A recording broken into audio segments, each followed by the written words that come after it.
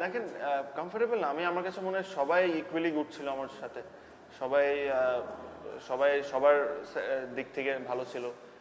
আমি সবার সাথে ব্যাটিং করতে এনজয় করি, আমি সৌম্যর সাথে ব্যাটিং করতে এনজয় করি, ইমরুলের সাথে করতে এনজয় করি, শামসু শুভবের সাথে এনজয় করছি, বিজয়ের সাথে এনজয় করছি। এরকম পার্টিকুলার কেউ না যে না এর সাথেই খালি আমি এনজয় করি, এরকম কোনো কিছু না।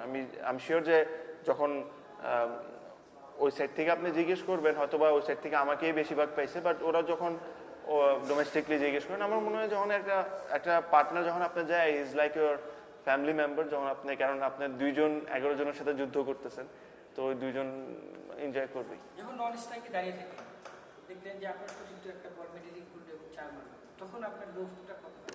দেখেন একটা জিনিস ক্রিকেটে খুবই এই জিনিসটা আপনি মেনে নিতে হবে, এটা আমি না, এটা ওয়ার্ল্ডের বেস্ট ব্যাটসম্যানদের সাথে সাথে যায়। কিছু ম্যাচ এমন থাকবে যে সময় আপনি ব্যাটিং করতে যাবেন সব বল আপনি মিডলিং হবে, আপনি যা চাবেন তা করবেন, যেখান থেকে মারতে চাবেন 4 হয়ে যাবে। আবার কিছু ম্যাচ এমন হবে যে আপনি যতই মিডলিং করতেছেন ফিল্ডারের হাতে যাচ্ছে, ব্যাটে লাগবে না, উপরে লাগবে, নিচে লাগবে।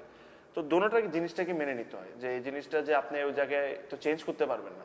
একটা জিনিস আপনি করতে পারেন, যে সময় আপনার হিসাবে কাজ হচ্ছে না মাঝখানে, তখন আপনি কোনো কিছু না করে জাস্ট নর্মাল ব্যাটিং করতে থাকতে পারেন। ওই সময় অনেক সহজ মেরে আউট হয়ে যাওয়া, ড্রেসিং রুমে তো বসে আর বেশি রান করা যায় না, ওখানে যদি আপনি কষ্ট করে রান করেন তাহলে হয় না। আর এমন একটা সময় আসবে যে সময় আপনি চাচ্ছেন না 4 মারতে, কিন্তু 4 হয়ে যাচ্ছে।